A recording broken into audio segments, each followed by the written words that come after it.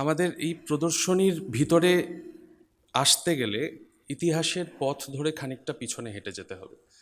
যখন এই দেশ ভারতবর্ষ স্বাধীন হয়নি, প্রবল এক বিদেশি শক্তির কাছে তাকে বারবার পরাজিত হতে হচ্ছে।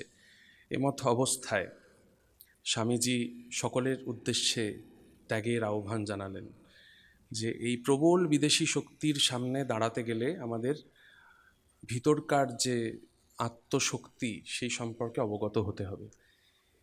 এবং এই যে চিত্র প্রদর্শনী, এখানে যাদের ছবি রয়েছে, শিল্পগুরু অবনীন্দ্রনাথ ঠাকুর, শিল্পাচার্য নন্দলাল বসু এবং আরও বহু বিশ্ববরেণ্য শিল্পীরা, তারা প্রত্যেকে স্বামীজির এই শিল্প চিন্তা দ্বারা এবং স্বামীজির এই আদর্শের দ্বারা অনুপ্রাণিত হয়েছিলেন। এবং সর্বোপরি যিনি অনুপ্রাণিত হয়েছিলেন তিনি ছিলেন সিস্টার নিবেদিতা। সিস্টার নিবেদিতার ভারত শিল্পের ওপর যে ভারত শিল্পে তার যে অবদান, সেটা মানে আজ বহু মানুষ ভুলতে বসেছি আমরা, কিন্তু আমরা দাঁড়িয়ে আছি সেই অবদানের উপরে। নন্দবাবু, অবন ঠাকুর এমন কেউ ছিলেন না যারা সিস্টার নিবেদিতার এই আদর্শের দ্বারা অনুপ্রাণিত হননি। কাজেই আজকে এই সঞ্চার প্রদর্শনীটির যে হচ্ছে মায়ের বাড়িতে, বাগবাজার মঠ, রামকৃষ্ণ মঠ বাগবাজারে উদ্বোধন বাড়িতে যে এই অনুষ্ঠান হচ্ছে, এটার একটা বিশাল গুরুত্ব রয়েছে। কারণ আমরা এই শোটাতে দেখতে পাবো এমন অনেক ছবি যা আমরা এর আগে দেখিনি, এবং একটি অসম্ভব সুন্দর, যাকে বলা যায় উজ্জ্বল উদ্ধার, যে কেন নন্দবাবু ছবি মায়ের বাড়িতে এতখানি গুরুত্বপূর্ণ, সেটা আমরা বুঝতে পারবো দেবদত্তদার কথা থেকে। আমি সবার প্রথমে আমাদের অধ্যক্ষ মহারাজ স্বামী নিত্যমুক্তানন্দজি, তাকে অনুরোধ করব এই অনুষ্ঠানের সূচনাতে কিছু বলতে। মহারাজ। কৃপাং গুরু মহাদেবী সুতেষু প্রণতেষু চ চরণাশ্রয় দানেন কৃপাময়ী নমস্তুতে। এখানে দাঁড়িয়ে প্রথম যে ছবিটি আমার চোখের সামনে আছে, সেটা হচ্ছে এই বাড়ির যে অধিষ্ঠাত্রী দেবতা, তিনি পুজো করছেন, সেই পুজোর ছবিটি আমার সামনে এখানে আছে। এবং এই বাড়ি তৈরি হওয়ার পিছনে স্বামীজির যে স্বপ্ন ছিল, তিনি তার গুরুভাইদের কাছে চিঠিতে উল্লেখ করেছিলেন যে মায়ের জন্য একটি নির্দিষ্ট বাড়ি, স্থায়ী বাড়ি থাকা দরকার, যেখানে বিভিন্ন জন এসে তার সঙ্গে মিলিত হতে পারেন এবং তাদের জীবনকে উন্নত করতে পারেন।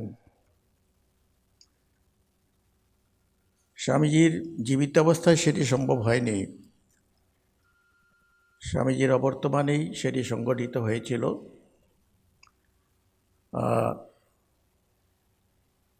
একজন ভক্ত, তিনি একখণ্ড জমি স্বামীজিকে দিতে চেয়েছিলেন, যে বাড়ি আজ মায়ের বাড়ির নামে পরিচিত। 1906 সালে তিনি জমিটি দেন স্বামীজিকে। 1908 সালে স্বামীজি বাড়িটি নির্মাণ সম্পূর্ণ করে ফেলেন। তার কাছে টাকা ছিল না, তিনি ঋণ করে এই বাড়ি নির্মাণ করেছিলেন। এবং 1908 সালে উদ্বোধন কার্যালয় ওই বাড়ির স্থায়ীভাবে চলে আসে। 1909 সালে 23শে মে মা জয়রামবাটি থেকে এই বাড়িতে আসেন। সেদিন মায়ের আসার এবং এখানে বাড়িতে পৌঁছে কে কে তাকে কীভাবে অভ্যর্থনা করেছেন বা কীভাবে মা বাড়িতে ঢুকেছেন সেই সম্বন্ধে বিস্তৃত বিবরণ পাওয়া যায় না। বোঝা যায় যে নিজের বাড়িতে নিজে আসা যেমন হয়তো সেরকমই একটি অনুষ্ঠান হয়েছিল। তিনি বরাবর বাড়িতে ঢুকেছেন, সব কিছু দেখেছেন এবং শারদানন্দজি এই বাড়ি নির্মাণ করেছিলেন এই দেবীকে এখানে প্রতিষ্ঠা করার জন্যে। প্রতিষ্ঠা করার পিছনে একটি উদ্দেশ্য, সেটি হলো লোককল্যাণ। যেই জন্য তাদের আশা সেটির যাতে সার্থক রূপায়ণ হয়, সেই জন্যই বাড়িটি হয়েছে। এবং মা এখানে যে খুব 11 বছর শেষ বছর যে ক্রমান্বয়ে ছিলেন তা নয়, কখনো কখনো তিনি জয়রামবাটিও গিয়েছেন, কিন্তু বেশিরভাগ সময়টি এখানে কেটেছেন। এবং এই থাকাকালীনে বিভিন্ন ব্যক্তি মায়ের সঙ্গে মিলিত হতে পেরেছেন। তার ভিতরে ভগিনী নির্বেদিতার নাম আগে চলে আসে। তিনি তার জীবনের একটি শান্তি নিকেতন তেমনভাবেই এই বাড়িটিকে পেয়েছিলেন এবং মায়ের সান্নিধ্যকে সেভাবেও তিনি তার জীবনে সেইভাবে নিতে পেরেছিলেন। তার সারাদিনের যে ক্লান্তি, পরিশ্রম এবং সামাজিক বিভিন্ন প্রতিরোধ এবং তার থেকে তার মানসিক যে এটা বিপর্যয়, তার থেকে উত্তীর্ণ হওয়ার এই একটি মাত্র জায়গা ছিল আশ্রয়স্থল, যেখানে তিনি একটি শিশুর মতো ঘোরাঘুরি করতে পারতেন, মার সান্নিধ্যে আসতে পারতেন। এবং তার চিঠিগুলো পড়লে আমাদের মনে হয় যে ব্যক্তিগত জীবনে তিনি মাকে যেভাবে দেখেছেন বা বুঝেছেন, তার প্রকাশ তেমন করে আর কেউ করতে পারেননি। তার বন্ধুদের লেখা চিঠি এবং তার ভিতরে তিনি যার অভিব্যক্তি প্রকাশ করেছেন, তাতে মায়ের চরিত্রের একটি অপূর্ব রূপ আমরা সেখানে দেখতে পাই, যেটি অন্যদের কাছে সেইভাবে স্ফুরিত হয়নি। প্রত্যেকটি খুঁটিনাটি বিষয় তিনি তাতে প্রকাশ করেছেন এবং এই প্রকাশের পশ্চাতে যেটি ছিল, যার অবদান সবচেয়ে বেশি, সেটি বলতে হবে স্বামীজি। স্বামীজি যখন ইংল্যান্ডে যান, তার বক্তৃতা শোনার জন্য যখন তিনি যান, তার মনে যে ধারণাটি ছিল সেটি ছিল যে বহু সন্ন্যাসীরাই তো এই বিদেশে আসছেন নানা প্রচার কার্যে, তাদের মতো হয়তো তিনি একজন হবেন। সেরকম একটি মন নিয়ে তিনি গিয়েছিলেন স্বামীজির কাছে। কিন্তু স্বামীজির সঙ্গে সাক্ষাৎ করে এবং তার বক্তৃতা শুনে, কথা শুনে তার জীবনে একটা আমূল পরিবর্তন চলে আসে। স্বামীজি লিখেছেন যে যে সমস্ত শ্রোতারা তাকে প্রশ্ন করতেন, তাদের ভিতরে নিবেদিতাই সবচেয়ে বেশি প্রশ্ন করতেন তাকে। এবং স্বামীজির অনুপ্রেরণাতেই তিনি ভারতবর্ষে আসেন, ভারতীয়দের জন্য তার জীবন উৎসর্গ করেন এবং ভারতবর্ষই ছিল তার অন্তরের দেবতা এবং সেটিই তিনি জপ করতেন। স্বামীজির যখন নিবেদিতা এই দেশে আসবেন, তাকে পরিষ্কার করে স্বামীজি জানিয়েছিলেন যে এই ভারতবর্ষের অবস্থা কী এবং তারা কী দৃষ্টিকোণ দিয়ে তাকে দেখে। সেখানে কোনো লুকোচুরি ব্যাপার ছিল না, কোনো ঠকবার জন্য কোনো ব্যাপার নাই। এবং তিনি এসেই কাজ করতে চাইছিলেন, কিন্তু তাকে কাজ করতে দেননি। স্বামীজি তাকে নিয়ে বিভিন্ন জায়গায় গিয়েছেন, বিভিন্ন জায়গাতে তিনি ভ্রমণ করেছেন, থেকেছেন, এবং স্বামীজি চাইছিলেন আগে সে ভারতবর্ষকে জানুক, ভারতবর্ষের প্রাণকেন্দ্র কোথায় সেটি সে জানুক, তারপরে সে কাজ করবে। কিন্তু নিবেদিতা কাজের জন্য ছটফট করছিলেন। কিন্তু স্বামীজি জানতেন সে যদি ভারতবর্ষকে জানতেই না পারে, ভারতবর্ষের ঐতিহ্য এবং তার যে সংস্কৃতি, সভ্যতা, কৃষ্টি তাকে যদি বুঝতে না পারে, তাহলে পাশ্চাত্য দেশ থেকে একটি লোক এসে সেখানে কাজ করতে পারবে না। সে দীর্ঘদিন সে কাজ করতে পারবে না, কিছুদিন হয়তো করতে পারবে, তারপরে সে চলে যাবে। কাজে সেখানেই সে থেকেছিলেন। স্বামীজি ভারতবর্ষকে দেখেছিলেন, ভারতবর্ষের সংস্কৃতি, তার স্থপতি সব কিছু পুঙ্খানুপুঙ্খ রূপে তিনি প্রত্যক্ষ করেছিলেন স্বামীজির সান্নিধ্যে এসে। এবং তার মনে যে প্রশ্ন জাগত সেই প্রশ্নেই স্বামীজিকে জিজ্ঞেস করতেন, তিনি তাকে বুঝিয়ে বলতেন। এইভাবেই নিবেদিতা ভারতবর্ষের সঙ্গে একাত্ম হতে পেরেছিলেন। শুধু তাই নয়, নিবেদিতা এই বাংলার বিশিষ্ট ব্যক্তিদের সঙ্গে মিলিত হতে পেরেছিলেন এবং তাদের সান্নিধ্যে এসে তিনি ভারতবর্ষের চিত্রকলা এবং তার রূপান্তর এবং তার জীবনে যে তা পরিস্ফুট হয়েছিল তারও বিভিন্ন প্রকাশ আমরা দেখি। নিবেদিতা স্কুলের দোতলাতে এখনও একটি আর্কাইভের মতো আছে, যেখানে নিবেদিতার তৈরি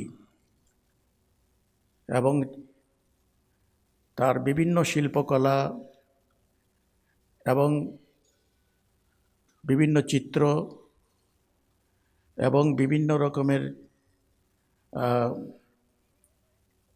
পুতুল, তার মাধ্যমে বিভিন্ন সমাজের বিভিন্ন দিকের চিত্র সেখানে প্রকাশিত রয়েছে। আমার দুবার সেখানে যাওয়ার সৌভাগ্য হয়েছিল। সেই সুবাদে সেই প্রদর্শনীটি আমি দেখতে পেয়েছিলাম এবং তাতে দেখে আমি সত্যিই আশ্চর্যান্বিত হয়েছিলাম যে একটি বিদেশি সংস্কৃতি থেকে বা সভ্যতা থেকে একটি মানুষ এই দেশে এসে কিভাবে এই দেশের ভাবধারাকে নিজের জীবনে গ্রহণ করতে পেরেছে। এবং শুধু তাই নয়, তিনি কাউকে কাউকে অনুপ্রাণিত করেছেন। সেই অনুপ্রেরণার ছবিও আমরা এখানে পাই। দেবদত্তবাবু সেগুলো আপনাদের ভালো করে বলতে পারবেন, আমিও সেটি জানি না হতো। তবে ইদানিংকালের যে বিষয়টি আমরা এখানে দেখাতে পেরেছি বা রাখতে পারা গেছে, সেটি একটি অদ্ভুত আবিষ্কার বলা যেতে পারে, যেটি একান্ত অবহেলাই পড়েছিল সকলের অজান্তে। কেউ কোনোদিন সেটি প্রকাশ করেনি, যেমন একটি জিনিস সেখানে রাখা আছে। সেটি এখানেই দেখানো হয়েছে, প্রথমেই দেখানো হয়েছে নন্দলাল বসুর একটি চিত্র, মায়ের বাড়ির নকশা এবং তার ভিতরের অলংকার কেমন হবে সমস্ত কিছু সেখানে তার নিজের হাতে করা রয়েছে। কাজে এই দেখে আমরা আশ্চর্যান্বিত হয়েছিলাম যে কি করে সেটি সেখানে ভেবে রাখা ছিল, আমরা কেউ জানতামই না। সকলের অলক্ষ্যেই সেটি ছিল, কিন্তু আজ সেটি আমাদের কাছে প্রকাশিত হতে পেরেছে এবং সেটি সকলের সামনে আসতে পারিতে এবং ধরে দিতে দেওয়াতে আমরা সকলেই আনন্দিত। এবং এই মাকে ধরেই এই চিত্র প্রদর্শনী শুরু হয়েছে এবং তিনি আমাদের সকলকে অনুপ্রেরণা দিন, উৎসাহ দিন, যাতে আমরা এই গতিতে চলে আসতে পারি এবং তা আরও বেশি মানুষের কাছে পৌঁছে দিতে পারি। যারা এই কাজের সঙ্গে ঘনিষ্ঠভাবে যুক্ত রয়েছেন এবং অনুপ্রাণিত করেছেন, তাদের সকলকে আমি আমার আন্তরিক কৃতজ্ঞতা এবং শ্রদ্ধা জানাচ্ছি। সকলকে ধন্যবাদ এবং নমস্কার। মহারাজকে আমাদের প্রণাম, অশেষ ধন্যবাদ, এবং মহারাজকে আবারও আমাদের প্রণাম আমাদের এই সকল কর্মকাণ্ডের মূল অনুপ্রেরণা হয়ে থাকবার জন্যে। এবার আমি যার কথা বলবো, যার অনুপ্রেরণায়, যার তত্ত্বাবধানে এই অনুষ্ঠান, এই প্রদর্শনী আমরা সাজিয়ে আনতে পেরেছি, তিনি শিল্প গবেষক, অধ্যাপক, লেখক, আমার স্যার শ্রী দেবদত্ত গুপ্ত। স্যার যদি কিছু বলেন। প্রণাম মহারাজ। মহারাজ, আপনাদের সকলকে প্রণাম। যারা এসেছেন তাদের সবাইকে আমি আমার প্রণামই জানাই। ছোট বা বড় সেটা বিষয় নয়, প্রণাম জানাতে ভালো লাগে। কিন্তু সেই যার কাছে সমর্পণ করলাম নিজেকে, তিনি সামনে বসে আছেন, পুজো করছেন, এটুকু বুঝেছি যে তিনি যদি মাথার উপরে না থাকতেন তাহলে এই রকম একটা অল্প সময়ের ব্যবধানে আমাদের পক্ষে কোনো প্রদর্শনী পরিকল্পনা করা সম্ভব হতো না। তার একটা নির্দিষ্ট পরিচালন রেখা, পথরেখা তিনি কেটে দিয়েছিলেন। সেই পথরেখাতেই এটা সম্ভব হয়েছে। কারণ আজকে বলতে দ্বিধা নেই, মঠ মিশনের আঙিনায় প্রথম এক্সিবিশন সাজানোর যে প্র্যাকটিস যেটাকে বলি, সেটা গোলপাক রামকৃষ্ণ মিশনে করেছি। কিন্তু তাতেও আমাদের একটা দীর্ঘ সময় লেগেছে। এমনটা নয় যে আমরা 7 দিন বা 10 দিনের ব্যবধানে সাজিয়ে ফেলতে পেরেছি, এটা হয়নি। অন্য জায়গায় যেখানে যেখানে প্রদর্শনী সাজাতে চেয়েছি সেখানে তো প্রায় এক একটা প্রদর্শনী আমাদের সাজাতে প্রায় 2.5 বছর, 3 বছর, 4 বছরও সময় লাগে। এটা ঠিক যে এই প্রদর্শনীটাই যদি মঠ মিশনের বাইরে অন্য কোথাও সাজাবার চেষ্টা করতাম তাহলে হয়তো অনুরূপ একটা সময়ই লাগতো। প্রদর্শনী সম্পর্কিত যেহেতু কথা বলার আগে একটা ছোট ছোট পারিবারিক অনুভূতির কথা বলতেই হবে। তখন আমাদের বয়স খুব ছোট। বাবা আমাদের হাত ধরে খর্দায় একজন মহারাজজির আশ্রমে নিয়ে যেতেন। ওনার নাম স্বামী অক্ষয় চৈতন্য। অক্ষয় চৈতন্য মহারাজের আমরা খুব উৎপাত করতাম। তারপরে বিকেলবেলা আমাদের হাত ধরে হাঁটিয়ে হাঁটিয়ে গঙ্গার পাড়ে সিঁড়িতে নিয়ে যেতেন। উৎপাত করার জন্য বকতেন না, একটা করে কমলা রঙের লজেন্স দিতেন। বেশি উৎপাত করলে 2টো লজেন্স, হয়তো ভাবতেন যে লজেন্স দিলে যদি উৎপাতটা একটু কমে। কারণ আমাদের তো নানা রকম চেহারা ছিল উৎপাতের। জানালায় ওঠে লাফ দেওয়া একটা উৎপাতের একটা অঙ্গ। মুনি হয়তো একটু প্রার্থনায় বসেছেন, ওখানেও মায়ের পদচিহ্ন দেখেছি, সেইখানে গিয়ে একটা ঘন্টা বাজিয়ে দেওয়া। হ্যাঁ, কিন্তু কখনো কোনো দিন বিরক্ত হতে দেখিনি। অকাতরে সব কিছু দৃঢ়তার সঙ্গেই মেনেছেন। কিন্তু ওই জায়গা থেকে মাকে চেনা, মাকে বোঝার অত তো ক্ষমতা আমাদের নেই, কিন্তু ওই যাতায়াতটা ছিল, ওই একটা দেখা ছিল, একটা প্রভাব ছিল। সেই ছোট্টবেলায় একদিন সরস্বতী পুজোর দিন এসে ঠাকুর আর মায়ের পকেটে রাখার একটা ছবি দিয়েছিলেন।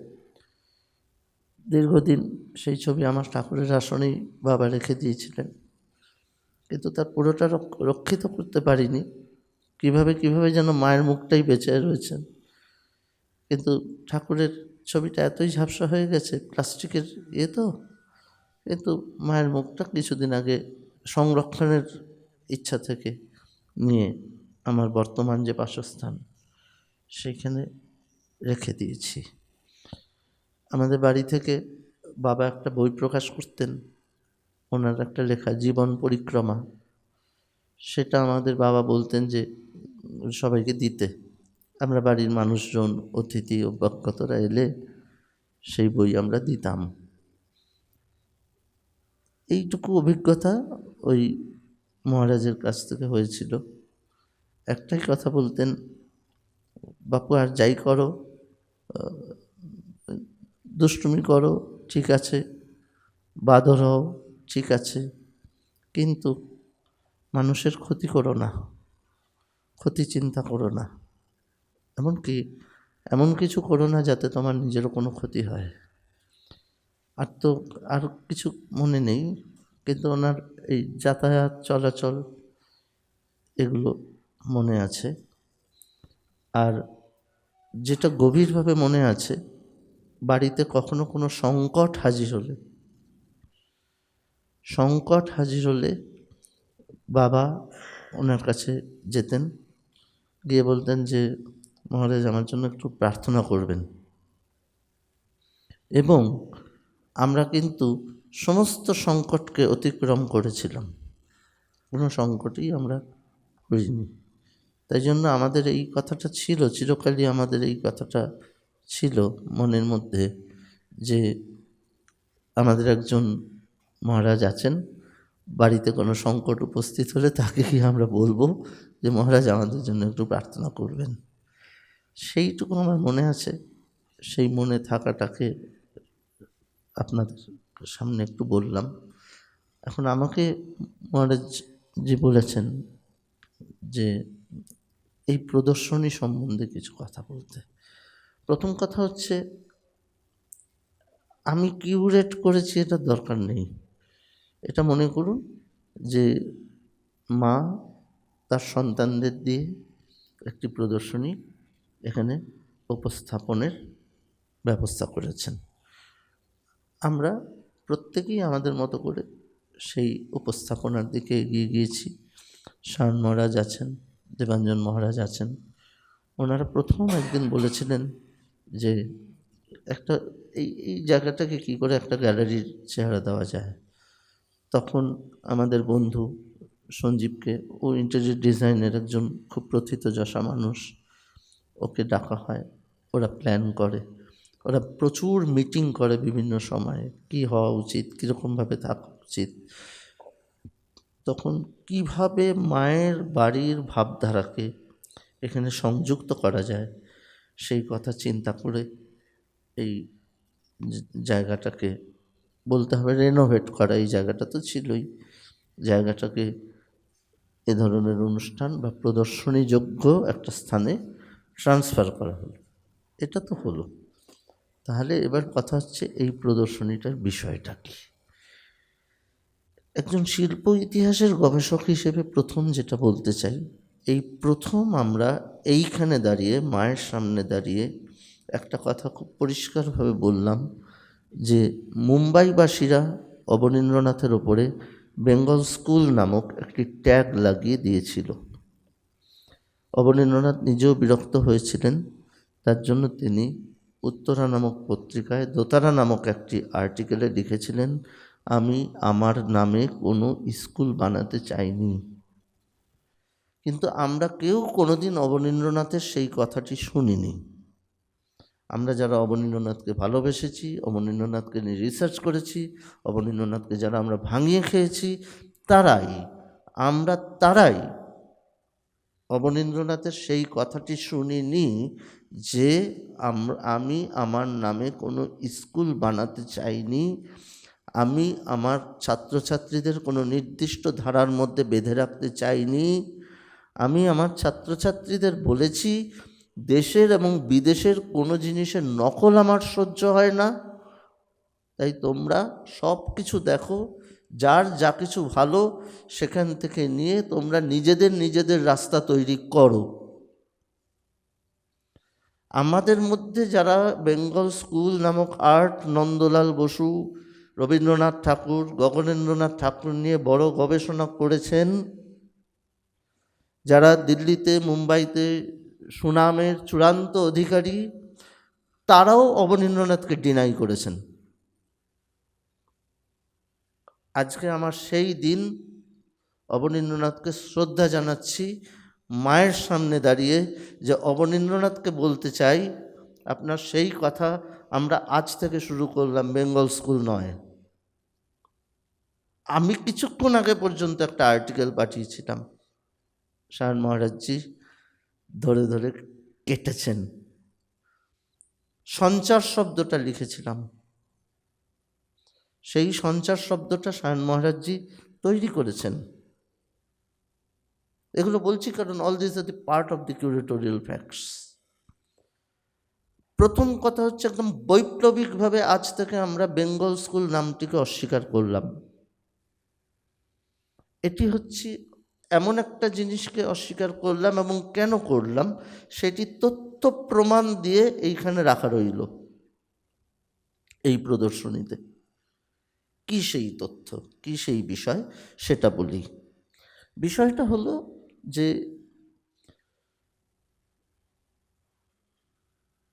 এটা ঠিক কথাই যে যদিও ঠাকুর বাড়িতে ওকাকুরা এসেছিলেন, যদিও ঠাকুর বাড়িতে ওকাকুরা বিভিন্ন জাপানি শিল্পীদের পাঠিয়েছিলেন, কিন্তু মূল তথ্যটা হলো ঠাকুর বাড়িতে ওকাকুরাকে ইন্ট্রোডিউস করছেন সিস্টার নিবেদিতা। ঠাকুর বাড়িকে নিয়ে যাচ্ছেন তিনি। ঠাকুর বাড়িতে যাবার পর ওকাকুরার সঙ্গে ঠাকুর বাড়ির কিছু কথোপকথন হয়, এবং অবশ্যই সেটি রবীন্দ্রনাথের নয়। যে কথোপকথনটি ওকাকুরা এবং জাপানি শিল্পীদের সঙ্গে একদম শৈল্পিকভাবে হয়েছিল, সেটি হলো অবনীন্দ্রনাথ এবং গগনেন্দ্রনাথ। এবং গগনেন্দ্রনাথ নিজে তার বাড়ির সবথেকে বড় জায়গাটি ছেড়ে দিয়েছিলেন, যেখানে মেঝেতে জাপানি শিল্পীরা ছবি আঁকতেন, পাশাপাশি গগনেন্দ্রনাথ এবং অবনীন্দ্রনাথ ছবি আঁকতেন, পারস্পরিক একটা মেলবন্ধনকে বোঝার জন্য। কারণ যে সময় ওকাকুরা ভারতবর্ষ ভ্রমণ করছেন, ততদিনে বাড়িতে থেকে অবনীন্দ্রনাথের শেখা হয়ে গেছে যে উত্তরের আলো মানে নর্থ লাইটে কিভাবে ছবি আঁকতে হয়, এবং কিভাবে বিদেশি ধারায় জল রং করতে হয়, যেটিকে আমরা ট্রান্সপারেন্ট ওয়াটার কালার বলি। জাপানি শিল্পীদের ছবি দেখার পর এবং জাপানি শিল্পীদের স্পেস ডিভিশন দেখার পর আমাদের দেশের শিল্পীরা বুঝলেন ছবিতে শূন্যতার গুরুত্ব কতটা।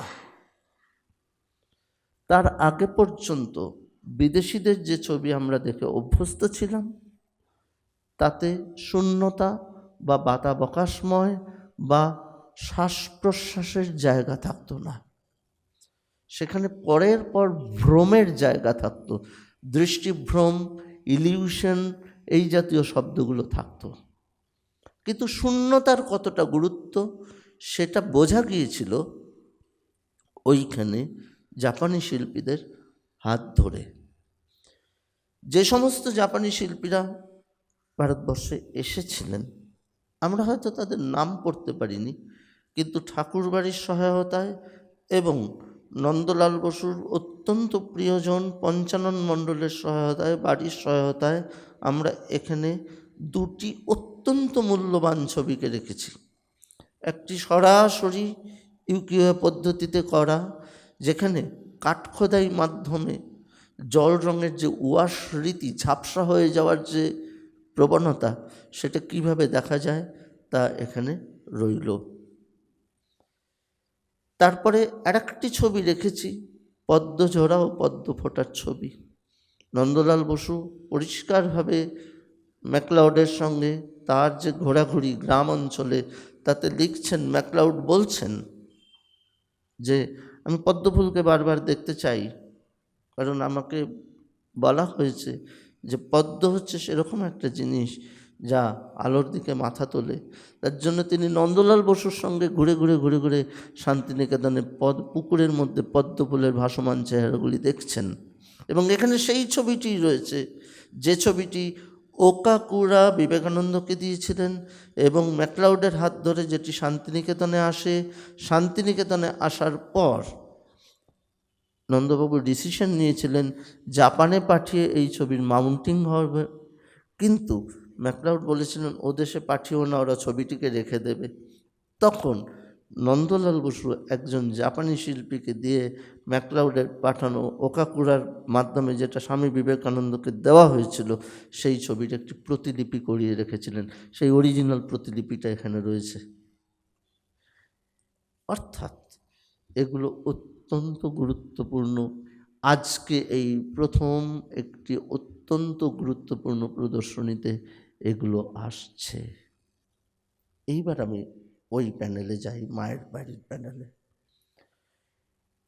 এই বাড়ির যে স্ট্রাকচার, সেটা উত্তর কলকাতার একটা নিজস্ব শৈলীতে তৈরি হয়েছে। উত্তর কলকাতার বাড়ি কিছু খড়খড়ি লাগানো জানালা দাবি করে। উত্তর কলকাতার বাড়ি arch window with fan light দাবি করে। উত্তর কলকাতার বাড়ি চারপাশের বারান্দা এবং মাঝখানে নিচে খোলা জায়গা দাবি করে। এবং উত্তর কলকাতার বাড়ি মিনিমাম দুটি পক্ষের সিঁড়ি, মানে দুদিক থেকে ওঠা সিঁড়ি দাবি করে। এগুলো উত্তর কলকাতার সেই সময়ের যে বাড়ি তৈরি হচ্ছে তার কিছু বেসিক লক্ষণ। বাড়িটি যথেষ্ট বড়, কিন্তু বাড়িটি উত্তর কলকাতার বাড়ির কিছু বৈশিষ্ট্যকে বহন করে, যে বৈশিষ্ট্যকে বহন করে উত্তর কলকাতার এই বাড়িটি তৈরি হয়েছিল। কিন্তু আজকে আশ্চর্যের বিষয় হচ্ছে 1951 সালে নন্দলাল বসু এই বাড়িটিকে ভারতবর্ষের ঐতিহ্যের সঙ্গে যুক্ত করছে। একটা কথা মনে রাখতে হবে, 1951 সাল মানে কিন্তু অনেকগুলো মানে রয়েছে। প্রথম কথা, 1947 আমাদের দেশ স্বাধীন হয়ে গিয়েছে। 1941 কবিগুরু রবীন্দ্রনাথ ঠাকুর চলে গিয়েছেন। 1902 স্বামী বিবেকানন্দ ইতিমধ্যেই নেই। এবং 1950 ভারতবর্ষের বেশ কিছু জায়গায় খাদ্য আন্দোলন সূচনা হয়েছে। এরকম একটা 1951-তে যখন হিসেব মতো নন্দলাল প্রায় শেষ পর্যায়ের ছবি আঁকছেন, কারণ 1930-এ ওনার বাপুজি তৈরি হয়ে গেছে, সহজ পাঠ তৈরি হয়ে গেছে। 1951-তে যেটা আমি বলতে চাই, হাতে খুব একটা জোর পান না। 51 থেকে 55 কোলাজে ঢুকছেন। সেই মানুষটা 1951-তে ডিসিশন নিচ্ছেন যে মায়ের বাড়িকে ভারতবর্ষের ঐতিহ্যের সঙ্গে জুড়ে দেব। ড্রয়িং করছেন, পাঠাচ্ছেন সত্যেন মহারাজকে দেখে যে কি করতে হবে। ইঞ্জিনিয়ারিং ড্রয়িংগুলোতে পরিষ্কার লেখা আছে যে মানে যেটি বসানো হচ্ছে তার চারপাশে ফ্রেম হবে। যে আর্চটি করা হচ্ছে সেই আর্চটি বৌদ্ধ আর্চ আর ইসলামিক আর্চ যুক্ত করে তৈরি করে মাঝখানে গরুর থাকবে এবং তার উপর ফ্রেম থাকবেন, সেটা তিনি লিখছেন। স্তম্ভের ওপরের অংশ এবং নিচের অংশের মাঝখানে পদ্মের নকশা থাকবে এবং সেটা প্রপোর্শনেটলি একটু ছোট হবে, সেটা তিনি মেনশন করছেন এই নকশায়।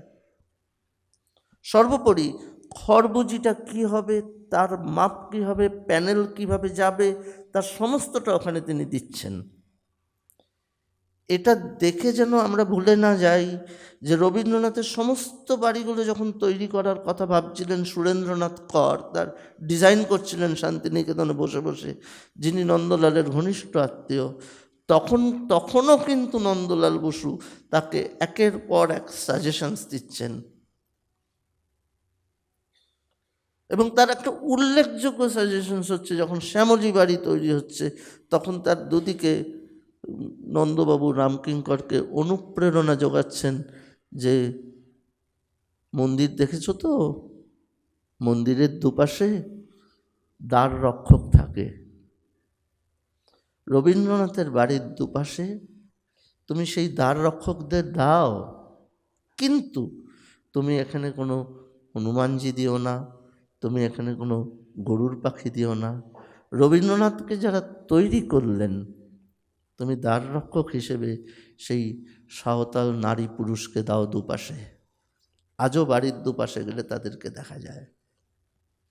অত্যন্ত যুক্তিযুক্তভাবে কী চাই, কেন চাই, সেটা প্রত্যেকটা পদক্ষেপে নন্দলাল মনে রাখতে পারতেন। আমরা নন্দলালের একাধিক পোস্টকার্ডে দেখেছি যে ভারতবর্ষের কুয়োয় কীভাবে জল তোলা হয়, তার যন্ত্রপাতির নাম কি, কাঠের জিনিসের যন্ত্রপাতির নাম কি, বৌদ্ধ স্থাপত্যের, ইসলামিক স্থাপত্যের, হিন্দু স্থাপত্যের কোন অংশের কি নাম, তা তিনি লিখে লিখে পাঠাচ্ছেন পোস্টকার্ডের মাধ্যমে। তাই জন্য 1951 সালের এই সংযোজন ভারতবাসীর কাছে একটি মস্ত বড় শিক্ষা। কারণ 51 সাল পর্যন্ত কিন্তু আমরা ভারতবর্ষের মানুষ, এখনও আমরা ভারতবর্ষের মানুষ, আমরা কিন্তু ইংরেজদের কথা ভাবতেই বেশি গর্ববোধ করি। এবং 47 সালের পর দেশ যখন ভাগ হয়েছে, দেশীয় ঐতিহ্যকে একেবারে সরাসরি মায়ের বাড়িতে যুক্ত করব, সেই সিদ্ধান্ত নিচ্ছেন নন্দলাল। সেই অমূল্য ছবি, 3টি ছবি, সেই অমূল্য 3টি ছবি আজকে এখানে মা আমাদের হাতে তুলে দিয়েছেন। মহারাজজিরা সেই ছবি বার করেছেন উদ্বোধন আর্কাইভসের ভেতরে, কিভাবে না জানি ছিল, সেই আমরা দেখাতে পেরেছি। এটা আমাদের পরম সৌভাগ্যের। আর যেটা এখানে রয়েছে সেটা হলো যে সিস্টার নিবেদিতা কিভাবে লিখছেন, টেক্সট লিখছেন, কিভাবে তিনি রামানন্দ চট্টোপাধ্যায়কে অনুপ্রাণিত করছেন বই বার করবার জন্য। চ্যাটার্জিস পিকচার অ্যালবাম, সেই বই বেরোচ্ছে, চ্যাটার্জিস পিকচার অ্যালবাম বেরোচ্ছে, প্রকাশিত হচ্ছে, এবং সিস্টার নিবেদিতা তাতে কি করছেন, তাতে আমাদের দেশের শিল্পীদের সম্পর্কে টেক্সট লিখছেন। সেই জিনিস আমরা এখানে রেখেছি, আমরা আর্কাইভাল প্রিন্ট করে সেটি রেখেছি। এরপর হচ্ছে ঠাকুরবাড়ির পরীক্ষা নিরীক্ষা। ঠাকুরবাড়ির পরীক্ষা নিরীক্ষাটা খুব গুরুত্বপূর্ণ ছিল। এখানে আমরা জ্যোতিরিন্দ্রনাথকে রেখেছি, আমরা রবীন্দ্রনাথের ছবিকে রেখেছি। রবীন্দ্রনাথের বেশ কিছু ছবির মধ্যে আমরা বাছাই করে নিয়েছি ছাপাই ছবিকে। কেন বাছাই করেছি? কারণ রবীন্দ্রনাথ যে প্রিন্ট মেকিংয়ের ব্যাপারে নিয়মিত উৎসাহী ছিলেন, সেই খবরটা আমাদের খুব বেশি জানার মধ্যে পড়ে না। রবীন্দ্রনাথের ছবি, রঙিন ছবি সম্বন্ধে আমরা উৎসাহী হই, কিন্তু ছাপাই ছবির পরীক্ষা নিরীক্ষাকে রবীন্দ্রনাথ একটা চূড়ান্ত জায়গায় নিয়ে যেতে চেয়েছিলেন। আজকে সেই জন্যই কিন্তু আমরা এখানে কিছু বিশ্বভারতী নিউজ রেখেছি। কেন বিশ্বভারতী নিউজ? দুটো কারণে রেখেছি। 1 নম্বর হচ্ছে ঠাকুরবাড়িতে নাটক হতো, একটি নাটকে অবনীন্দ্রনাথ অভিনয় করেছিলেন শ্রুতিভূষণ বলে একটি চরিত্রের। সেই শ্রুতিভূষণ হিসেবে তিনি একটি ছবি এঁকেছিলেন বিশ্বভারতী নিউজে দেবেন বলে, কিন্তু ছবিটি উল্টো হয়ে ছাপা হয়েছিল। সেই শ্রুতিভূষণ অঙ্কিত সেই উল্টো ছাপা ছবিটি এখানে রয়েছে। তাহলে আমরা বিশ্বভারতী নিউজের ছাপাই ছবির সঙ্গে যুক্ত করলাম কেন? কারণ এইখানে একটি ছবি ছাড়া বাকি সমস্ত ছবি কিভাবে ছাপা হতো? জায়গা রাখা হতো, খালি জায়গা রেখে দেওয়া হতো, সমস্তটা ছেপে আসতো। তারপর ওই খালি জায়গা রাখা কভারগুলোর অনুপাতে লিনো শিট কাটা হতো অথবা কাঠের পাটাতন কাটা হতো, কেটে ছবি এঁকে তারপর সেটা ছাপা হতো। তাই জন্য এইখানে যে কটি বিশ্বভারতী নিউজ রাখা আছে, একটি বাদে সমস্তগুলি কিন্তু এক একটি অরিজিনাল পরীক্ষা নিরীক্ষামূলক ছবি, যে বইয়ের ভিতরে কীভাবে ইলাস্ট্রেশনকে সংযুক্ত করা যায়। আপনাদের অবগতির জন্য জানাই, ঠিক এই পদ্ধতিতেই সহজ পাঠের প্রথম 10টি বই বেরোয়। এটি ছিল সেই পদ্ধতি, যে পদ্ধতি আমরা জানি না, সেই পদ্ধতিরই অত্যন্ত উৎকৃষ্ট কিছু নিদর্শন এইখানে আজকে আমরা আপনাদের অবগতির জন্য রেখেছি। এইখান থেকে চলে আসছি ঠাকুরবাড়ির এই প্যানেলে, যেখানে আমরা রেখেছি অবনীন্দ্র শিষ্যবর্গকে। তিনি কেন ওয়াশ পেন্টিংয়ে ঢুকতে বলছেন? তিনি ওয়াশ পেন্টিংয়ে ঢুকতে বলছেন এক চমৎকার আলাপচারিতায়। বলছেন, বাপু, আমি হচ্ছে গিয়ে শিল্পী, আমি শিল্পী, আমাকে ধ্যান করতে হয় চোখ খুলে। আর আধ্যাত্মিকতা বলতে তোমরা যেটি বোঝো সেটি আমি বুঝতে পারি অন্য ছন্দে। তার ছন্দটা কি বলে? তার ছন্দটি হলো এরকম, মনে হয় যেন দেখা যায় আবার দেখা যায় না, ধরা যায় আবার ধরা যায় না। ওই জন্যই দেখা যায় আবার দেখা যায় না, ধরা যায় আবার ধরা যায় না, ওইটির আভাস আমি ওই ওয়াশ পেন্টিংয়ের মধ্যেই পাই। দেখা যায় কিন্তু দেখা যায় না, ধরা যায় কিন্তু ধরা যায় না। আমি কোট করলুম অমিতেন্দ্রনাথ ঠাকুর, বীরু ঠাকুরকে। এই যে ওয়াশ স্মৃতিটা কেন নিচ্ছেন? নন্দলালরা নিয়ে নিলেন আধ্যাত্মিক চেতনা, যার জন্য খুব সতর্ক দৃষ্টিতে যদি আমরা দেখি, তাহলে এইখানে আর্কাইভাল প্রিন্টে আমরা দিয়েছি তাজের স্বপ্ন। স্বপ্ন যা দেখা যায় কিন্তু ধরা যায় না, আবছা থাকে। ওই তাজের স্বপ্নের জন্য অবনীন্দ্রনাথ খুব কনসাসলি ওয়াশ পেন্টিংকেই বাছাই করছেন, যে ওয়াশ পেন্টিংয়ের রীতিটা তিনি শিখেছিলেন জাপানি শিল্পীদের কাছে জোড়াসাঁকো ঠাকুর বাড়িতে। এই এই এই এই যে বেঙ্গল স্কুল নয়, অবনীন্দ্র প্রবর্তিত ধারার এই যে পরীক্ষা নিরীক্ষাগুলো যে যাচ্ছে, তা সমস্তটা এই প্রথম একদম সরাসরিই বলছি, এই প্রথম, খণ্ডিত সত্তায় নয়। আমি অনেক এক্সিবিশন নিজে করেছি, অনেক এক্সিবিশন সব জায়গায় হয়, কিন্তু একটি অবনীন্দ্র চিত্রের যে প্রবর্তিত ধারা, সেই ধারার প্রদর্শনী আমরা এই প্রথম এক জায়গায় এনে দেখছি, এর আগে দেখিনি। খণ্ডিতভাবে দেখেছি, রবীন্দ্রনাথ দেখেছি, অবনীন্দ্রনাথ দেখেছি, নন্দলাল দেখেছি, বিনোদ বিহারী দেখেছি, খণ্ডিত সত্তায় দেখেছি। একটা জায়গায় যে গাথা, একটা প্রদর্শনীকে, সেটি কলকাতার বুকে কেন, আমি বিশ্বাস করি ভারতবর্ষে তথা গ্লোবে এই প্রথমই হচ্ছে। যদি আমার তথ্যে কোনো ভুল থাকে আমাকে ধরিয়ে দিলে আমি আশ্বস্ত হব। আমার জানা মতে, আমার জ্ঞান মতে, আমার ধারণা মতে, আমরা যেটা বইয়ে পড়েছি সেটাকে আজকে এক জায়গায় এই প্রথম আনতে পেরেছি। এইটার পরে আমি এই প্যানেলে আপনারা সেরকম কিছু ছবি দেখতে পাবেন। একটু ছবির গল্প বলে দিই। এখানে যে নবেন্দ্রনাথের আঁকা একটি গগনেন্দ্রনাথের ছবি দেখছেন, এই ছবিটি কিন্তু শুধু একটি বিরাট একটা ছবি। গগনেন্দ্রনাথ যখন দার্জিলিং ভ্রমণ করছেন, তখন তিনি বৌদ্ধ লামাদের কিছু পোশাক দেখে তার দ্বারা অনুপ্রাণিত হয়েছিলেন। সেই পোশাককে তিনি ড্রয়িং করেছিলেন এবং সেই পোশাকের সঙ্গে নিজের কিছু ধারণাকে মিশিয়েছিলেন, মিশিয়ে ডিজাইন করে তিনি তাদের পারিবারিক দর্জিকে দিয়ে তৈরি করিয়েছিলেন। সেই দর্জিকে দিয়ে তৈরি করাবার পরে লামাদের টুপি যেরকম হয় সেই টুপিটাকেও নিজের মতো করে ভেঙেছিলেন, ভেঙে যে ড্রয়িং করেছিলেন, সেই ড্রয়িং করে পোশাক তৈরি হয়ে এসেছিল, সেই পোশাক পরেছিলেন।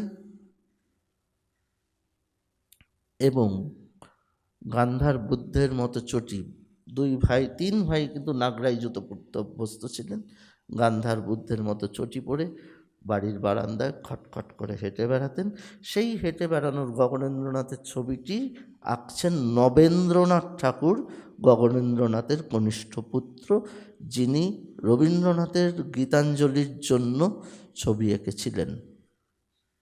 সেই নবেন্দ্রনাথের আঁকা তার বাবার ছবি এটি, যেটি সম্পর্কে গগনেন্দ্রনাথের কন্যা পূর্ণিমা দেবী লিখেছেন, নবুদাদা বড় ভালো ছবি আঁকত, বাবার জব্বা পরা ছবিটি ওই এঁকে রেখেছিল।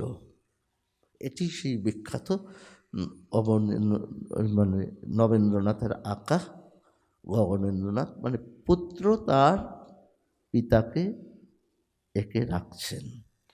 এবং ঠাকুরবাড়ির আর একজন সন্তান দেবেন্দ্রনাথ ঠাকুরের প্রপৌত্র, তিনি তার পেন্সিলের রেখায় এঁকে রেখেছিলেন গগনেন্দ্রনাথের কন্যা সুনন্দিনী দেবীকে। এখানে সুনন্দিনী দেবীর সেই ছবিটিও আছে, ঠিক যেন পিতা এবং পুত্রী পাশাপাশি অবস্থান করছেন। একজনের শিল্পী নবেন্দ্রনাথ, আর একজনের শিল্পী অসিত হালদার। আরেকটি ছবি আছে, সেটি হলো অলোকেন্দ্রনাথ ঠাকুরের। এখানে অলোকেন্দ্রনাথ ঠাকুরকে আমরা কেন রেখেছি? কারণ অলোকেন্দ্রনাথ ঠাকুরই হচ্ছেন সেই মানুষ যিনি বলছেন এই নবুদাদা বড় ভালো ছবি আঁকতেন, বাবার কাছেই ছবি আঁকা শিখতেন, তার সমস্ত ছবিকে বাবা কারেকশন করতেন। কিন্তু একবার হলো এক মজার কাণ্ড, নবুদাদা একটা ছবি এঁকেছেন, বাবার কাছে এসেছেন কারেকশন করাতে, বাবা তো রোজই কারেকশন করছেন। শেষে গিয়ে হঠাৎ দেখলাম বাবা তার নিজের সিলটি টপ করে লাগিয়ে দিল। তখন তো নবুদাদা ভাবছে এটা কি হলো, আমরাও ভাবছি কি হলো। আর বাবা তখন বললেন, বাপু হে, এত কারেকশন তোমার ছবিতে করেছি, আর তোমার ছবি নেই, ওটি এখন আমার ছবি হয়ে গিয়েছে। নবেন্দ্রনাথের আঁকা সেই বিখ্যাত ছবিটি, যেটি আজকে অবনীন্দ্রনাথের ছবি হিসেবে পরিচিত, যেটির এই স্বাক্ষরটা যিনি লিখছেন তিনি অলোকেন্দ্রনাথ ঠাকুর, সেই বিখ্যাত ছবিটি হচ্ছে অবনীন্দ্রনাথের জেবুন্নিসা। সেই জেবুন্নিসা ছবিটি কিন্তু মনে রাখা দরকার, আসলে নবেন্দ্রনাথ ঠাকুরের আঁকা, যেটি কারেকশন করতে করতে ওটা অবনীন্দ্রনাথ তার সিলটি দিয়ে দিয়েছিলেন। এখানে সেই অলোকেন্দ্রনাথের ছবি রয়েছে। আর রয়েছে অবনীন্দ্রনাথের অত্যন্ত প্রিয় শিষ্য প্রশান্ত রায় আর মনীষীদের ছবি। প্রশান্তবাবু এবার গগনেন্দ্রনাথের মতো করে ছবি আঁকতেন। এখানে প্রশান্ত রায় যখন শান্তিনিকেতনে গিয়েছিলেন, গগনেন্দ্রনাথকে একটি চিঠিতে এঁকে দেখাচ্ছেন যে শান্তিনিকেতনের কাজঘরটি কীরকম, উপাসনা গৃহটি কীরকম। এই ছবিটি হলো সেই ছবিটি, এখানে সেই ছবিটি রয়েছে। আর মনীষীদেরকে অবনীন্দ্রনাথ বলেছিলেন যে বাপু হে, মাঠে ঘাটে ঘুরে বেড়াও, পাহাড় জমি সব কিছু দেখো, কিন্তু তুমি স্পষ্টতার বদলে অস্পষ্ট করে তাদের রূপ ছায়াকে ধরে রাখো। এই রূপ ছায়ার কথাটা, জল রঙের রূপ আর ছায়া, কিন্তু সেখানে সেই তার চরিত্রটা যাতে ধরা যায়, সেই জিনিসটি চর্চা করেছিলেন মনীষীদের। অর্থাৎ আপনারা যদি এখানে মনীষীদের ল্যান্ডস্কেপটি দেখেন না, পাহাড়টাও যে তুলি জলে আঁকা, ঘরবাড়িগুলো সেই একই তুলি জলে আঁকা, কিন্তু পাহাড়ের ভারী ভাবটা কিন্তু আপনারা এখানে মিস করবেন না। এইটি ছিল অবনীন্দ্রনাথের দেখানো পথ, দেখানো রাস্তা। এবং আমি যখন ক্ষুদ্র যাত্রা নিয়ে কাজ করেছিলাম, আমি বুঝতে পেরেছিলাম যে অবনীন্দ্রনাথ নিজেই ছবি কাটাকুটির কাজ, কোলাজের কাজ করে রাখছেন, যেটা পরবর্তীকালে তার শিষ্যবর্গের মধ্যে পৌঁছে যাবে। এইখান থেকে আমরা বাপুজির ছবিটাতে যাব, আমি শেষে বিনোদ বিহারীর ছবিতে আসব।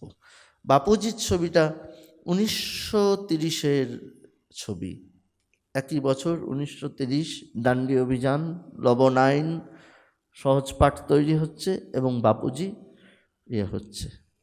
বাপুজি ছবি, এই বিশ্ববিখ্যাত ছবিটি আঁকার সময় তিনি যে তথ্যটিকে নিতে চেয়েছিলেন তাকে অনুকণা খাস্তগীর, এই নামটি আপনাদের কাছে বলছি তার কারণ ইনি হচ্ছেন সেই মেয়ে, যে মেয়ে সারা জীবন নন্দলাল বসুর সহজ পাঠ, বাপুজি এবং আরও বেশ কিছু ছবির লিনোকাট এবং উটকাটে যে ড্রয়িং নন্দলাল করে দিতেন সেটি কাটতেন হচ্ছেন অনুকণা। তাই এই ছবি শুধু নন্দলালের একার ছবি নয়, এই ছবিতে শান্তিনিকেতনের নন্দলালের এক ছাত্রীর হাতের পরশ অত্যন্ত নীরবভাবে লুকিয়ে রয়েছে। তার নাম হচ্ছে অনুকণা কাস্তগীর। এটি খুব ইম্পর্টেন্ট ছবি তিনটে কারণে। প্রথম কথা নন্দলাল, দ্বিতীয় কথা ডান্ডি মার্চ, তৃতীয় কথা মহাত্মা গান্ধী। তিনটে ঐতিহাসিক মিলনবিন্দু এখানে এসে মেলে।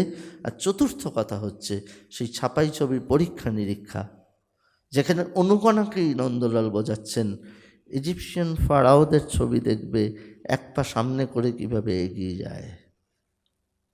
তিনি ওখানে ছবির পরীক্ষা নিরীক্ষা করতে গিয়ে বলছেন, পাশ্চাত্যের মতো আমরা হরিজন্টাল রেখাটিকে বা আনুভূমিক রেখাটিকে ছবির মাঝখানে নয় পায়ের তলা থেকে টানবো, যাতে ছবিটি দেখলে মনে হয় যে তিনি যাকে আঁকছি তিনি লার্জার দ্যান লাইফ।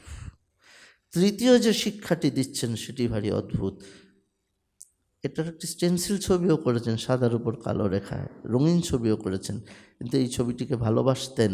তার কারণ হচ্ছে অন্ধকার ভারতবর্ষে আলোক রেখা নিয়ে গান্ধীজি এগিয়ে চলেছেন, সাদা কালো। তার জন্য বাপুজির প্রত্যেকটি রেখা হচ্ছে সাদায় রয়েছে। মানে ভারতবর্ষ যখন অন্ধকারময় তখন একটি আলোকবর্তিকা যেন বাপুজির রূপ নিয়ে সামনের দিকে আগত এগিয়ে চলেছেন। অর্থাৎ নন্দলাল নিজেও কিন্তু ততদিনে বেরিয়ে এসেছেন ওয়াশ পেন্টিংয়ের ধারা থেকে, এসে ঢুকেছেন সাদা কালোর রুক্ষতায়। সেই রুক্ষতাটা যখন রামকিঙ্করের মধ্যে পৌঁছে গেল, রামকিঙ্কর আরও সাংঘাতিক, তার ছেলেমেয়ের, তার অন্যান্য শিষ্যরা আরও সাংঘাতিক। আমরা বাদিকে কিছু ছবি রেখেছি, এখানে দেখতে পাবেন মার্তণ্ড যোশীর ছবি, এখানে দেখতে পাবেন অরুণাচল পেরুমলের ছবি, এখানে দেখতে পাবেন কেশব রাওয়ের ছবি, এখানে দেখতে পাবেন বিনোদ বিহারী মুখার্জির ছবি। এই প্রত্যেকটা মানুষ নিবিড়ভাবে ছাপাই ছবির চর্চা করে শান্তিনিকেতনে ছাপাই ছবির ধারাকে এগিয়ে নিয়ে গিয়েছিলেন। প্রেস বলতে তাদের কাছে যে প্রেসটি ছিল, সেই প্রেসটি বা ঠাকুরবাড়ির জোড়াসাঁকো ঠাকুরবাড়ির বিচিত্রা থেকে শান্তিনিকেতনের কলাভবনে ছাপাই ছবি বিভাগে পাঠানো হয়েছিল। যে প্রেসে গগনেন্দ্রনাথ ছাপিয়েছিলেন তার বিখ্যাত অদ্ভুত লোক, সেই প্রেসটি দিয়ে ছাপাই ছবির সূচনা। তারপরে হাতে ঘষে ঘষে চামচ দিয়ে কাঠের পাটা দিয়ে ছেপে ছেপে তারা ছবি তুলতেন। এইখানে ছাপাই ছবি একটা অদ্ভুত ধারায় এগিয়ে গেছে। যখন রামকিঙ্করে এলেন তখন কিন্তু বিশ্বযুদ্ধ শুরু হয়ে গেছে। রামকিঙ্কর দুর্ভিক্ষ দেখছেন, বিশ্বযুদ্ধ দেখছেন। এইখানে যে 5টি ছবি আছে তার কেন্দ্রের ছবিটা হচ্ছে শান্তিনিকেতনে বন্যা হচ্ছে। প্রবল বন্যায় একটি মানুষ ছাতা মাথায় দিয়ে যেন বৃষ্টির সাথে লড়াই করতে চেষ্টা করছে। ততক্ষণে চার্চিলের ঘোষণা হয়ে গেছে এবং ভারতবর্ষের দিকে একটি জাহাজ আসছিল কিছু খাবার চাল নিয়ে, সেই চাল তখন অন্যদিকে ঘুরে গিয়েছে। তার হিসেবে আমরা ঠিক ওপরের ডান দিকের ছবিটিতে আমরা যে ফলাফল পেলাম সেটা হচ্ছে দুর্ভিক্ষ। প্রবল দুর্ভিক্ষ যখন হচ্ছে তখন দুটো জিনিস সামনে এসে গেছে রামকিঙ্করের। একটি হচ্ছে বন্দে মাতরম ধ্বনি তখন উচ্চারিত হচ্ছে শান্তিনিকেতনে। উনি প্রশ্ন তুললেন কোনটা আগে, স্বদেশী বন্দে মাতরম না খাবার? তাই জন্য বন্দে মাতরমের ব্যানারের মধ্যে ভারত মাতার চোখটা ঢাকা পড়েছে, কিন্তু মায়ের চোখ দিয়ে জল গড়াচ্ছে। আর শত শত সন্তান শূন্য বাটি হাতে ধরে রেখেছে, খাবার দাও, ফ্যান চাই। তখন তিনি প্রশ্ন তুলেছেন গান্ধীকে, ডু অর ডাই, হয় নিজে কিছু করো নয় নিজে গলায় দড়ি দাও।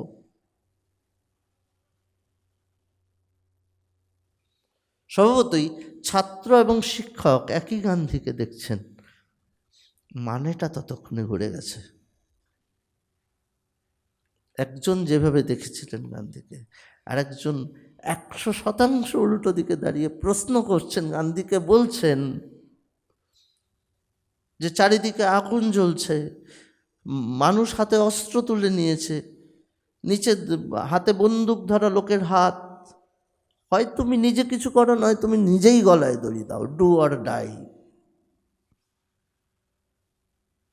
তাই জন্য বেঙ্গল স্কুলও যদি বলি, ওয়াশ পেন্টিংয়ে তো আটকে ছিল না, আধ্যাত্মিকতায় তো আটকে ছিল না,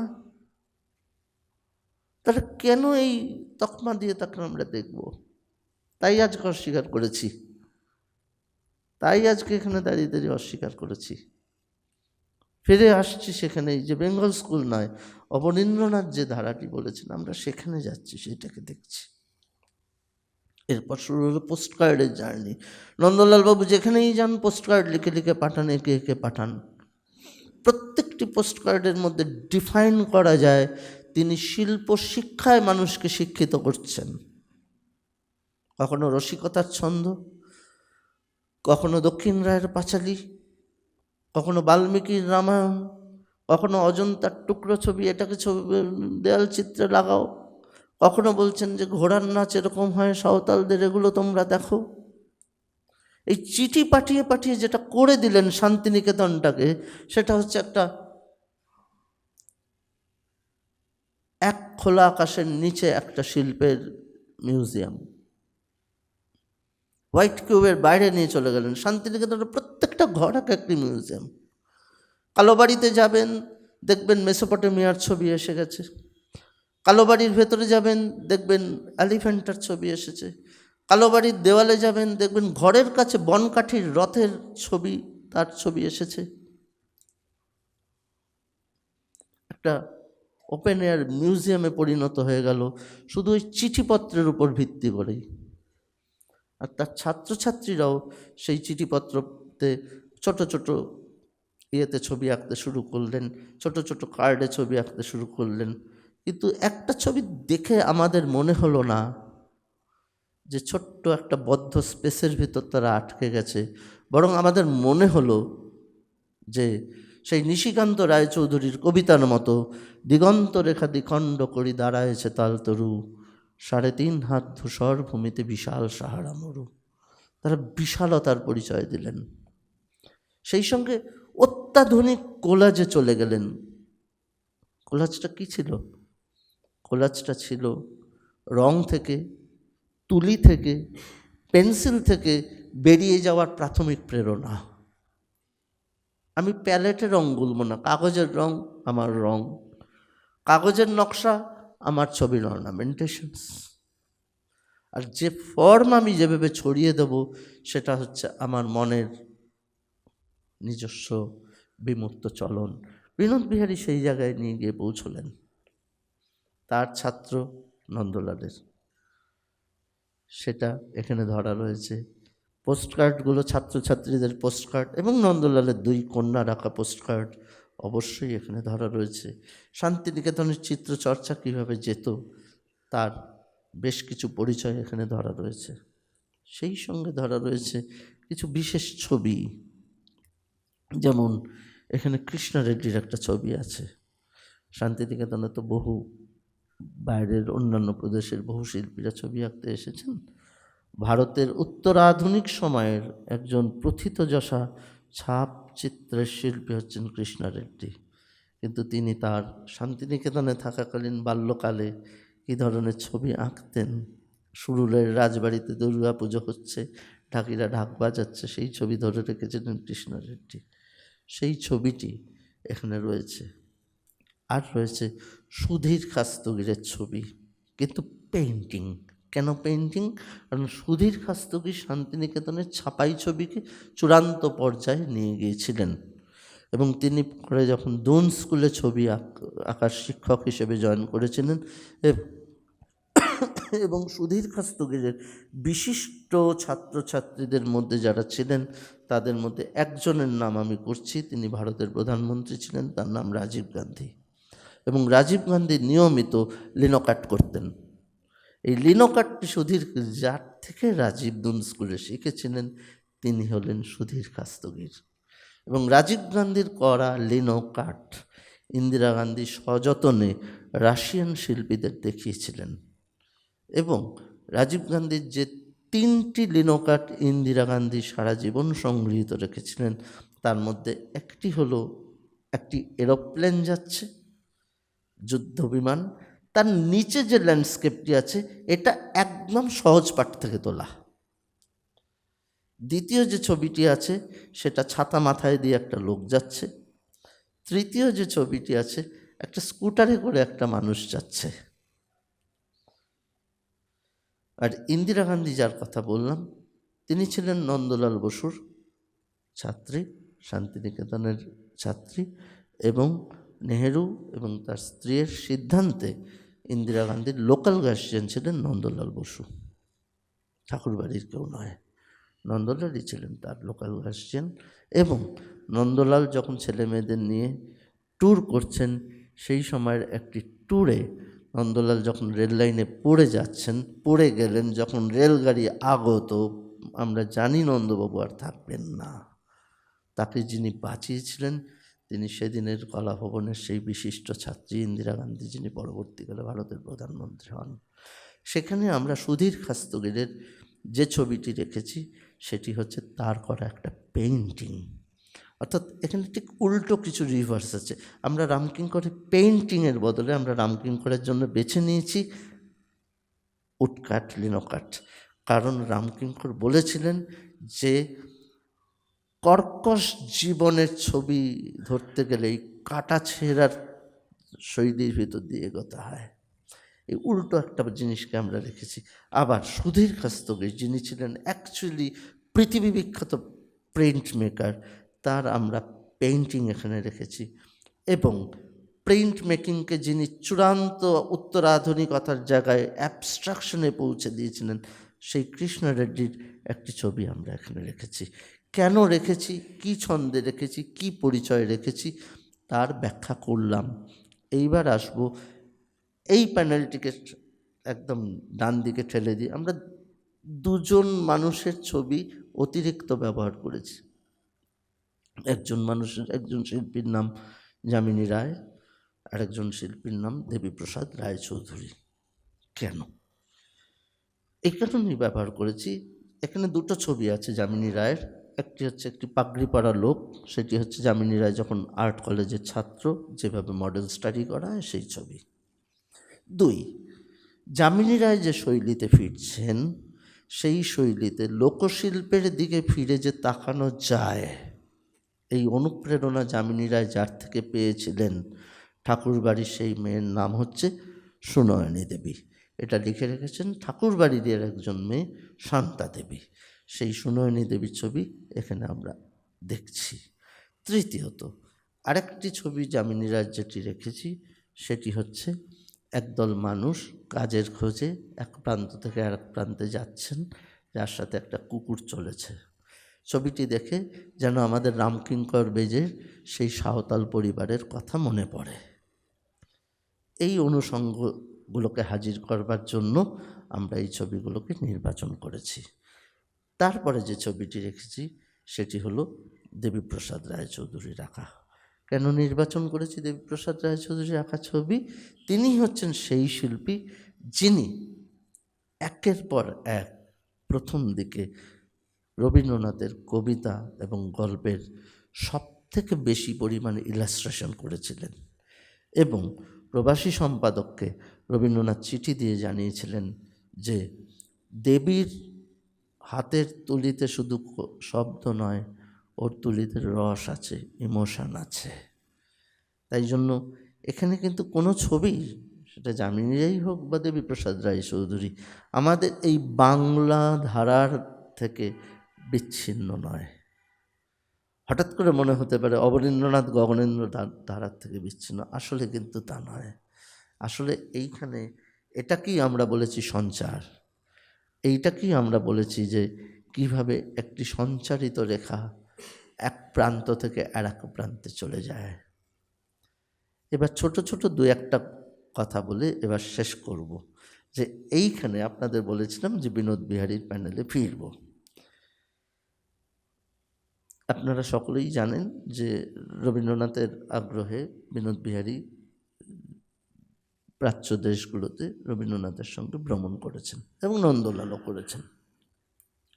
নন্দলাল বসু প্রাচ্য দেশে গিয়ে যাদের সাথে মিশেছেন, উনি টাইকাটকে দেখেছেন, ইসিদাকে দেখেছেন, তাদের বাড়িতে গেছেন, আতিথ্য গ্রহণ করেছেন এবং উনি তাদের সঙ্গে মেলামেশা করেছেন, কিভাবে চা চক্র হয় সেগুলো বোঝার চেষ্টা করেছেন। আর বিনোদ বিহারী ওদের থেকে যেটা নিয়েছিলেন সেটা হচ্ছে কালি তুলির ক্যালিগ্রাফি। বিনোদ বিহারী মনে করতেন যে কালি ইঙ্ক আবহ তৈরি করে আর তুলি স্ট্রাকচার তৈরি করে, আর কালি আর তুলি এই দুটো যখন হাতের আঙ্গুলে চলে আসে তখন যেটা তৈরি হয় সেটাকে বলা হয় স্পন্টানিটি, যেটা হচ্ছে ক্যালিগ্রাফি। বিনোদ বিহারী ক্যালিগ্রাফি করবার সময় ওনার সব বিখ্যাত ক্যালিগ্রাফিগুলির মধ্যে যেটি সব থেকে বেশি পরিচিত সেটি হলো বিশ্বভারতী পত্রিকা। এই ক্যালিগ্রাফি যদি আপনারা দেখেন তাহলে আপনারা একটু চোখ বুজে অনুভব করলেই দেখতে পাবেন এমনভাবে ক্যালিগ্রাফিটি করেছেন তাতে আপনি হয়তো শান্তিনিকেতনের কুড়েঘর, তালগাছ সবেরই কিছু কিছু অনুষঙ্গ পেতে পারেন। আর বিনোদ বিহারী একটি গান নিজে গুনগুন করে গাইতেন, বীণা বাজাও হে মম অন্তরে। আর যখন তার চোখ একদম ক্ষীণদৃষ্টি, যখন জীবনের প্রবাহ থেকে রঙগুলো হারিয়ে গেছে, যখন তিনি গানটা গাইতে চাইছেন, গানটা করতে করতে বীণা বাজাও হে মম অন্তরে নানাভাবে লিখতেন। এইখানে সেই রকম সেই পুরো গানটি লেখা আছে, রবীন্দ্রনাথের গান, যে বীণা বাজাও হে মম অন্তরে। আর তার ঠিক পাশেই একজন প্রণম্য শিল্পী, যিনি শিক্ষকতা করেছেন গভর্নমেন্ট আর্ট স্কুলে, বাংলা চালের ছবি দেখে, গগনেন্দ্রনাথ অবনীন্দ্রনাথের ছবি দেখে এবং নন্দলাল বসুর থেকে সব থেকে বেশি অনুপ্রেরণা পেয়ে যিনি ছবি এঁকেছেন, আজীবন যিনি ঠাকুরমা স্বামীজির কাছে নিজের সমস্ত চেতনাকে সমর্পণ করেছেন, তিনি হলেন এই ধীরেন ব্রহ্ম। তার এই বীণাবাদিনীর সঙ্গে কিন্তু তার এই ড্রয়িং স্টাইল কিন্তু একদম অজন্তায় যেভাবে, যে ছকে, যে পদ্ধতিতে বুদ্ধের ছবির অনুষঙ্গগুলো থাকে, যে অনুষঙ্গগুলো নন্দলাল বসু তার রূপাবলিতে ধরে রেখেছিলেন, সেই অনুষঙ্গেই কিন্তু ধীরেনবাবুর আঁকা এই বীণাবাদিনী ছবিটি রয়েছে। তাই জন্যই এর ঠিক পাশে আমরা বিনোদ বিহারী মুখোপাধ্যায়ের সেই বীণা বাজাও হে মম অন্তরে ছবিটি রেখেছি, যে ছবিটির চলন কিন্তু চৈনিক, ওপর থেকে নিচের দিকে নামছে, ওপর থেকে নিচের দিকে নামছে। এইটাই হচ্ছে আজকের এই প্রদর্শনীর একটি সার্বিক কথা। আর এই ধারাকে সেখানে নানাভাবে উজ্জীবিত করা হয়েছিল সেটি হচ্ছে উদ্বোধন পত্রিকা। তার শিল্পকলায়, ভারত শিল্পের বিভিন্ন ধারায় যে সমস্ত শিল্পীরা কাজ করেছেন, যেমন রামানন্দ বন্দ্যোপাধ্যায় থেকে শুরু করে অনেকে, তাদের কাজকে ধরে রাখা, একটা চেতনাকে ধরে রাখা, একটা ঠাকুরমা স্বামীজির বাণীর ভেতরে শিল্পের নানা আঙ্গিককে স্পষ্ট করে দেওয়ার ভূমিকা যে পত্রিকা পালন করেছে এবং আজও করেন। বিশ্বভারতী পত্রিকা কিন্তু, এই বিশ্বভারতী নিউজের এই চেহারাটি, এই পরীক্ষা নিরীক্ষার চেহারাটি কিন্তু নেই, কিন্তু উদ্বোধন পত্রিকায় কিন্তু আজও শিল্পের কথা বলা হয়, এটি দেখবার। তাই এখানে যেখানে মায়ের বাড়ির নকশার কথা আছে, সেখানে উদ্বোধন পত্রিকার প্রচ্ছদগুলিও আমরা দেখেছি। এটুকুই বলবার, মাকে আমার প্রণাম জানিয়ে আপনাদের সকলের সামনে আমার বক্তব্য শেষ করলাম। নমস্কার।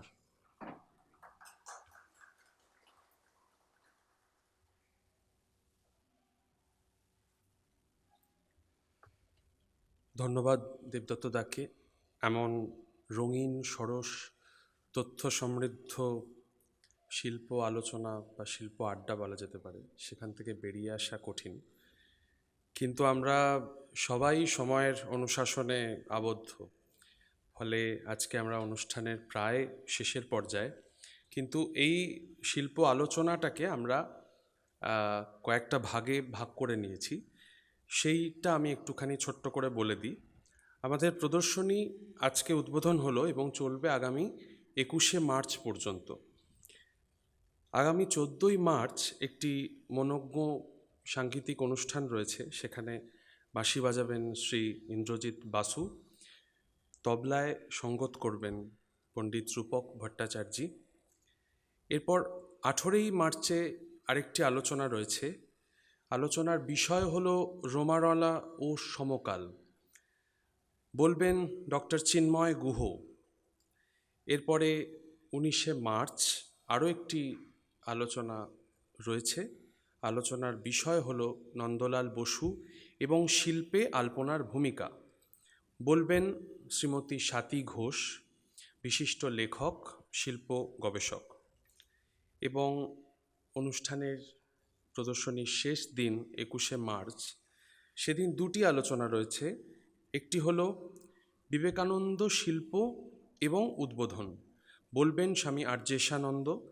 এবং আরও একটি বিষয় শিল্পের পৃষ্ঠপোষকতায় নিবেদিতা, বলবেন দেবদত্ত গুপ্ত। আপনাদের অনেক ধন্যবাদ এতক্ষণ আমাদের সঙ্গে থাকবার জন্যে। আশা করি সকলের কাছেই পরিষ্কার যে এই প্রদর্শনী কেন এতটা গুরুত্বপূর্ণ। এখানে এমন অনেক ছবি রয়েছে যেগুলো এই প্রথমবার আমরা দেখছি। নিশ্চয়ই বহু মানুষ আমাদের এই প্রদর্শনীতে সামিল হবেন। অনেক ধন্যবাদ, ভালো থাকবেন, নমস্কার।